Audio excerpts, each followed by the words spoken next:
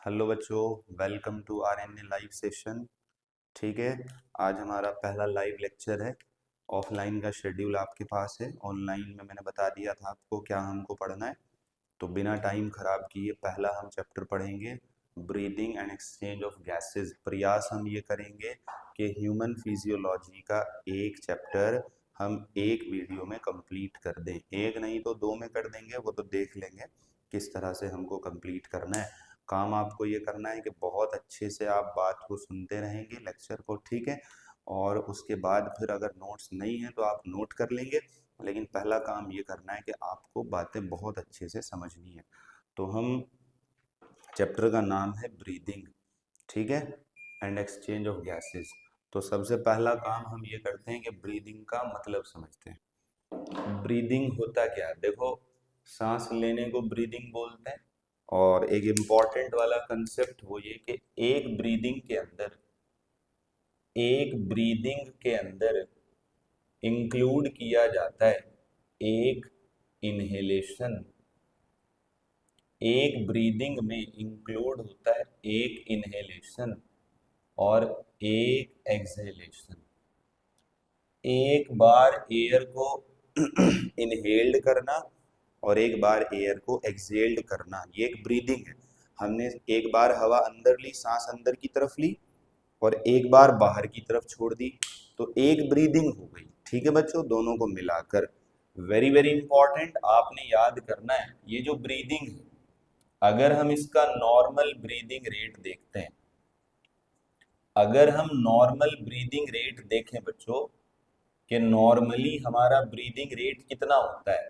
Normally मतलब अभी मैं आपको पढ़ा रहा हूँ, आप पढ़ रहे हो, नॉर्मली हमारा कोई ध्यान नहीं है ब्रीदिंग की तरफ, नॉर्मल अपने आप ब्रीदिंग चल रही है। तो नॉर्मल वाला जो ब्रीदिंग रेट होता है वो 12 टू 16 टाइम्स पर मिनट होता है। क्या मतलब हुआ कि हम हर मिनट में 12 से 16 के बीच हवा अंदर लेते हैं इतनी बार, और इतनी बार ही बाहर छोड़ते हैं। तो अगर पता किया जाए नॉर्मल ब्रीदिंग रेट कितना है, तो जवाब होगा 12 टू 16 टाइम्स। इतने ही टाइम इनहेलेशन और इतने ही टाइम एक्सहेलेशन। अगली बात बच्चों बड़ी इंपॉर्टेंट, हमारे ब्रीदिंग में कुछ एयर के वॉल्यूम्स इन्वॉल्व होते हैं। जो हम एयर इनटेक करते हैं, इनहेल्ड और एक्सहेल्ड, उसमें कुछ क्वांटिटी एयर की इन्वॉल्व होती है। उसके लिए एनसीईआरटी में लिखा गया डिवाइस का नाम याद रखना, जिसको कहते हैं स्पाइरोमीटर। क्या बोलते हैं बेटा? स्पाइरोमीटर। स्पाइरोमीटर से हम अपना ब्रीदिंग रेट भी मीजर कर लेते हैं। हम स्पाइरोमीटर से ब्रीदिंग रेट भी मीजर कर लेते हैं, और हम स्पाइरोमीटर से ये भी मीजर कर लेते हैं कितनी हवा अंदर कितनी हवा बाहर। एक पॉइंट आपने याद ये करना है। देखो, पढ़ेंगे हम थोड़ा अलग वे में, जो एनसीईआरटी में सीक्वेंस है उसके हिसाब से नहीं। कोई दिक्कत हो आप मुझे बता देना, ठीक है, कमेंट में लिख देना। और दूसरी बात, ज़्यादा से ज़्यादा बच्चों तक शेयर कर देना, ठीक है, ताकि मैक्सिमम बच्चे लाइव देखें हमारी वीडियो को। दूसरी बात, इधर जो हम पढ़ेंगे ना वो अपने सीक्वेंस में पढ़ेंगे जिससे आपको समझ में आ जाए। सबसे पहला इजी और सिंपल टॉपिक चैप्टर का है पल्मोनरी वॉल्यूम्स। बच्चों, पल्मोनरी वाला जो टर्म है ना वो लंग्स से रिलेटेड होता है। पल्मोनरी वाला जो टर्म्स है वो किससे रिलेटेड है? लंग्स। जैसे पल्मोनोलॉजिस्ट, लंग्स के जो डॉक्टर होते हैं। बेटा, पल्मोनरी वॉल्यूम में फटाफट से हम रिवाइज कर रहे हैं, देखो बहुत तसल्ली फुर्सत से नहीं पढ़ रहे। पल्मोनरी वॉल्यूम में सबसे पहला वॉल्यूम आपको याद करना है टाइडल वॉल्यूम। टाइडल वॉल्यूम को हम लिखते हैं टीवी। क्या लिखते हैं बेटा? TV, tidal volume. Tidal volume के बाद दूसरा वॉल्यूम आपने यहाँ पर याद करना है इंस्पिरेटरी रिजर्व वॉल्यूम। दूसरा वॉल्यूम आपको याद करना है इंस्पिरेटरी रिजर्व वॉल्यूम, जिसको लिखा जाता है IRV। इंस्पिरेटरी रिजर्व वॉल्यूम को हम लिखते हैं IRV। थर्ड बेटा आपने इधर याद करना है expiratory reserve volume, ERV। Expiratory reserve volume, ERV। Expiratory reserve volume, ERV। और बेटा फोर्थ आपने याद करना है रेजिडुअल वॉल्यूम। ठीक है, मैंने लिख दिया टोटल 4 पल्मोनरी वॉल्यूम्स आपको याद करने। Tidal volume, inspiratory reserve volume, expiratory reserve volume और रेजिडुअल वॉल्यूम। फटाफट से खत्म करते चलेंगे, टाइम खराब नहीं करना बिल्कुल भी। टाइडल वॉल्यूम की वैल्यू याद करनी है 500 ml। समझाऊंगा अभी क्या होता है बाद में, पहले याद करने वाला काम। इंस्पिरेटरी रिजर्व वॉल्यूम होता है 2500 to 3000 ml। Expiratory reserve volume होता है 1000 टू 1100 ml। और रेजिडुअल वॉल्यूम होता है 1100 टू 1200 ml। लीटर में भी लिख देगा, कोई दिक्कत नहीं। 2.5 टू 3 लीटर, 1 टू 1.1, 1.1 टू 1.2, इतना काम तो आप कर ही लेंगे। तो पहला काम क्या करना है, पल्मोनरी वॉल्यूम के नाम कितने, 4। Tidal volume, inspiratory reserve volume, expiratory reserve volume और रेजिडुअल वॉल्यूम। कोई दिक्कत? चलो ठीक है, कमेंट्स में बता देना कोई दिक्कत हो, मैं कमेंट्स नहीं देखूंगा बार बार, टाइम खराब नहीं करना है। Tidal volume 500, inspiratory reserve volume 2500 से 3000, एक्सपीरेटरी 1000 से 1100, रेजिडुअल 1100 से 1200। अगली बात, इनकी डेफिनेशन पर अगर क्वेश्चन आ जाए तो इतनी बात याद करनी है, टाइडल वॉल्यूम होती है नॉर्मल वॉल्यूम, टाइडल वॉल्यूम होती है नॉर्मल वॉल्यूम। बाकी आप पहचान ही लोगे, बात उतनी याद करनी है जिससे क्वेश्चन हो जाए। नॉर्मली जो हम एयर अंदर लेते हैं और नॉर्मली जो हम एयर बाहर छोड़ते हैं उसको कहते हैं टाइडल वॉल्यूम, मिलाकर नहीं, इंडिविजुअल इंडिविजुअल। एक बारी में जितनी हवा अंदर गई वो टाइडल वॉल्यूम, जितनी बाहर निकली वो टाइडल वॉल्यूम। तो एक बारी के इनहेलेशन में 500 ml एयर अंदर जाती है, एक्सहेलेशन में 500 ml एयर बाहर आती है। ठीक है, चलो अगली बात बेटा आपने याद करनी है, अगर हम पर मिनट के हिसाब से सोचें तो पर मिनट में हमारा ब्रीदिंग है 12 टू 16 टाइम्स, हमारा ब्रीदिंग है 12 टू 16 टाइम। टाइडल वॉल्यूम हम इंडिविजुअल इंडिविजुअल देखते हैं, नॉर्मल वॉल्यूम इंस्पिरेशन का और एक्सपीरेशन का। तो हम ब्रीदिंग में 12 बार करते हैं इनहेलेशन, अगर नॉर्मल मान लें, और इतना ही करते हैं एक्सहेलेशन। तो इनहेलेशन का और एक्सहेलेशन का जो टाइडल वॉल्यूम इंडिविजुअली इंडिविजुअली बैठेगा, तो हम 12 को 500 से मल्टीप्लाई करेंगे, ये हो जाएगा 6000, और 16 को 500 से करेंगे 8000, यानी 6000 टू 8000 ml पर मिनट होता है हेल्दी इंडिविजुअल में। यानी जब आदमी के लंग्स नॉर्मली काम करेंगे तो उसका टाइडल वॉल्यूम पर मिनट वो 6 लीटर हवा अंदर लेगा और 6 लीटर हवा बाहर छोड़ेगा। समझ रहे हो? चलो ठीक है, अब ये है इंस्पिरेटरी रिजर्व और एक्सपिरेटरी रिजर्व। बात को समझिएगा, रिजर्व जो होता है ना वो नॉर्मल नहीं होता, नॉर्मल से हटकर होता है। तो इंस्पिरेटरी रिजर्व वॉल्यूम का क्या मतलब है, यह है बेटा एडिशनल वॉल्यूम ऑफ एयर। बात को समझना, ये एडिशनल वॉल्यूम है, additional volume of air, normal नहीं है, एडिशनल वॉल्यूम ऑफ एयर जो कि इंस्पायर्ड किया जाए या इनहेल्ड किया जाए फोर्सफुली। ये जब हम फोर्स लगाकर एयर को अंदर लेंगे, एडिशनल वॉल्यूम ऐड करेंगे, तो उसका नाम होगा इंस्पिरेटरी रिजर्व वॉल्यूम। तो इंस्पिरेटरी रिजर्व वॉल्यूम में क्या आएगा, एडिशनल वॉल्यूम ऑफ एयर जो कि इनहेल्ड किया जाएगा, सिंपल सी बात है, फोर्सफुली। बस इतनी बात याद कर। जब आप एफर्ट लगाकर हवा अंदर खींचते हो तो जितनी भी हवा अंदर तुम ले सकते हो वो IRV होगा। और कितनी हवा अंदर ले सकते हो, 2500 से 3000। बेटा ERV जस्ट बस एक्सेलेशन के लिए, ये भी एडिशनल वॉल्यूम है, ये भी एडिशनल वॉल्यूम है, एडिशनल वॉल्यूम ऑफ एयर जो बाहर निकाला जाएगा ताकत लगाकर। बस एडिशनल वॉल्यूम ऑफ एयर,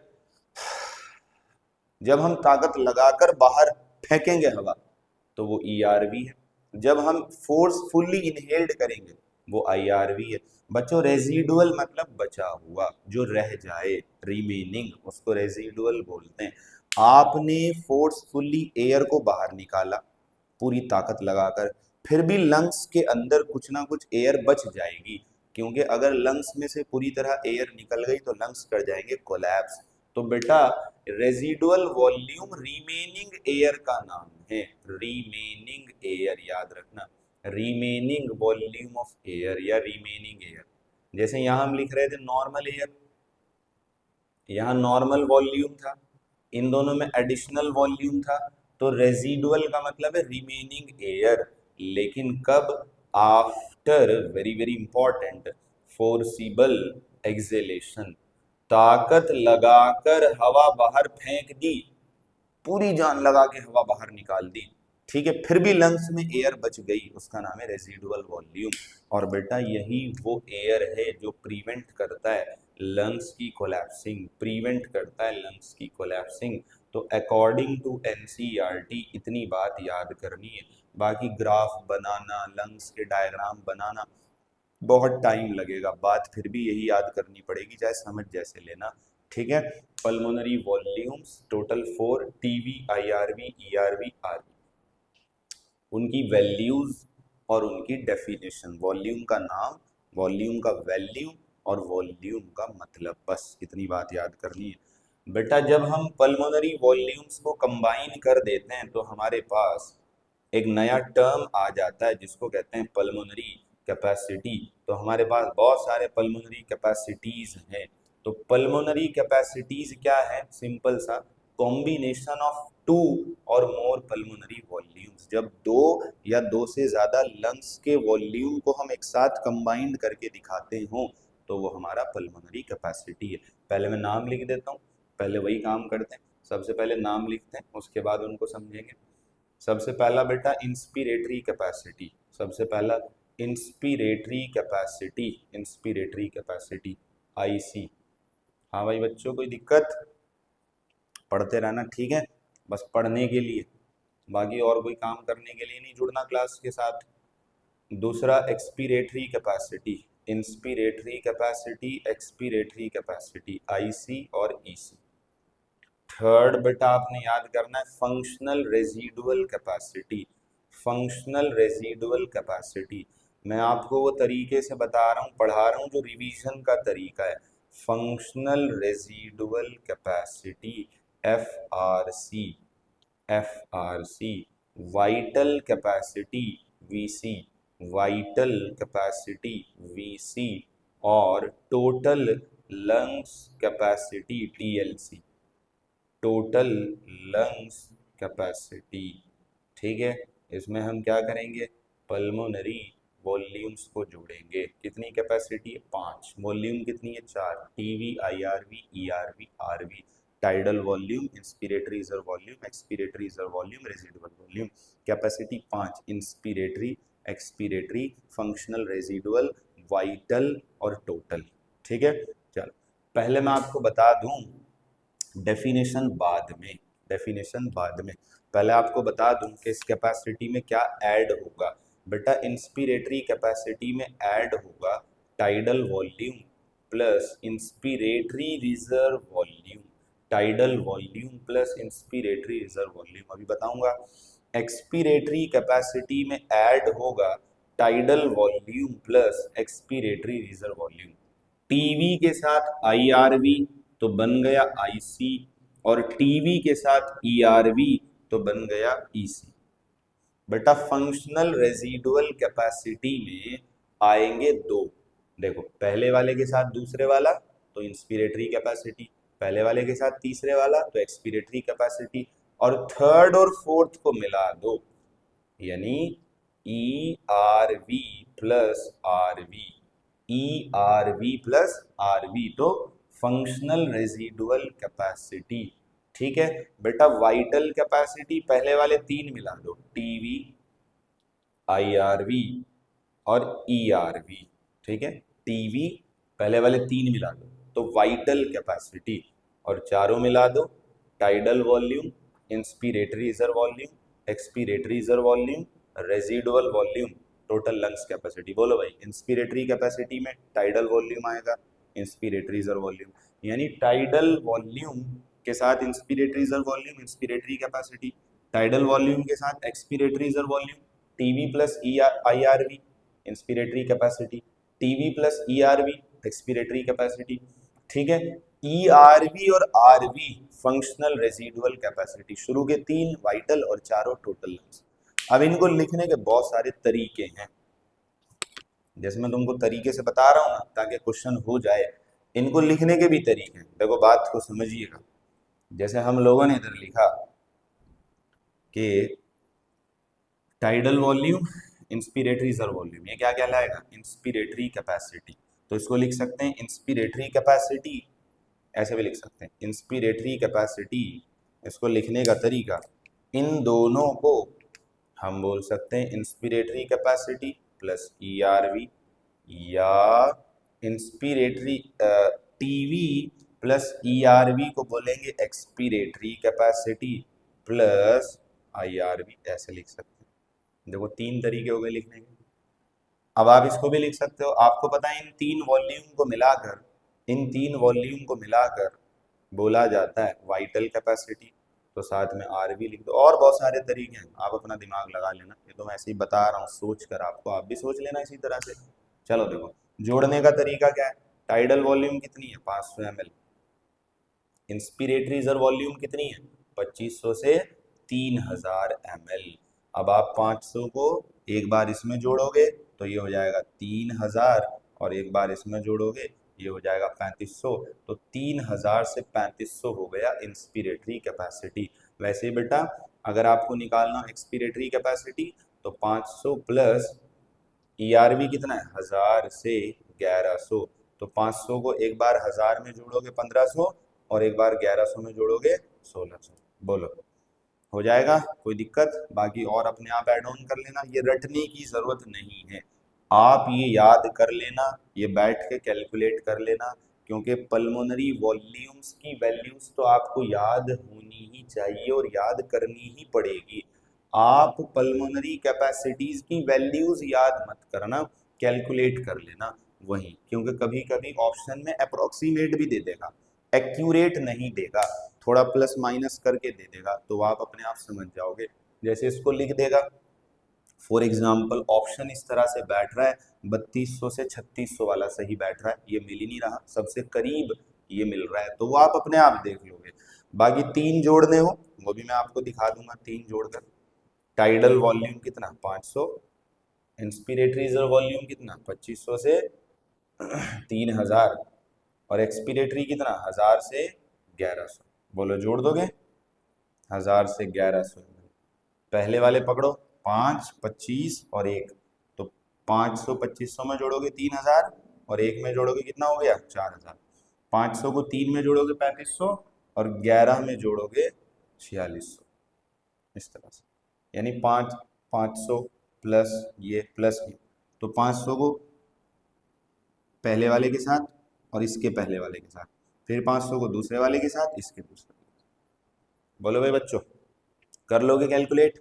चलो ठीक है। तो आपने रट के नहीं जाना है एग्जाम में, रट के नहीं जाना है, ये याद कर लेना, उससे अपने आप निकल जाएगा। अब थोड़ा सा डेफिनेशन देख लेते हैं, कैपेसिटी क्या होती है? कैपेसिटी, कितनी हिम्मत है तुम्हारे अंदर सांस अंदर लेने की, कितनी कैपेसिटी है? देखो हमारे लंग्स, हम नॉर्मली सांस अंदर ले सकते हैं, नॉर्मल हवा अंदर ले सकते हैं, ठीक है, और एक ताकत लगा के अंदर ले सकते हैं।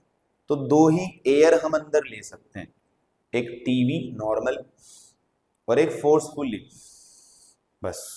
तो अगर आपसे पता किया जाए कि हमारी इंस्पिरेटरी इनहेलेशन की कितनी कैपेसिटी है, तो आप कहोगे, इसमें हम देखते हैं total volume of air, definition भी थोड़ी पता होनी चाहिए।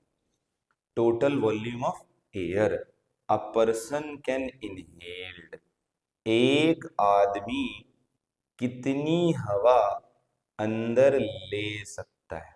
Total volume of air a person can inhaled after normal acceleration, क्योंकि नॉर्मली हवा बाहर छोड़ोगे तब तो नॉर्मल हवा अंदर लोगे, तो नॉर्मली हवा छोड़ दी, अब नॉर्मली एयर अंदर गई और फोर्सफुली गई, इसका नाम है इंस्पिरेटरी कैपेसिटी। बस इनहेल्ड की जगह एक्सहेल्ड कर देना। एक्सपिरेटरी कैपेसिटी क्या है? Total volume of air, total volume of air a person can exhaled, वो एयर जो आदमी बाहर फेंक सकता है। कितनी हवा बाहर फेंक सकते हो तुम? नॉर्मल और ताकत लगा के, भाई नॉर्मली हवा निकाल सकते हो और ताकत लगा के, बस। तो आपने बताना है एक्सपीरेटरी कैपेसिटी मतलब total volume of air person can excelled after normal inhalation. आपने नॉर्मली एयर को इनहेल्ड कर लिया, नॉर्मली इनहेल्ड कर लिया तो नॉर्मली छोड़ो, ताकत लगा के छोड़ो, बस ये है आपका एक्सपीरेटरी कैपेसिटी। बोलो भाई, फंक्शनल रेजिडुअल कैपेसिटी बड़ा इंपॉर्टेंट है बेटा। कैपेसिटी, आपके लंग्स में कितनी एयर बच गई, आपने एयर बाहर छोड़ी नॉर्मली, तो एक तो वो बच गई जो आप ताकत लगाकर निकाल सकते हो, और एक वो बच गई जो कभी नहीं निकाल सकते। मेरी बात को ध्यान से समझना। फंक्शनल रेजिडुअल कैपेसिटी मतलब लंग्स में कितनी एयर बची जब तुमने नॉर्मली सांस बाहर छोड़ दी। मैं डायग्राम बना के दिखा दूंगा, बहुत टाइम लगेगा, और हम टाइम वाला रिवीजन नहीं कर रहे हैं, हम नॉर्मल नहीं पढ़ रहे हैं जैसे पहली बार पढ़ा जाता है।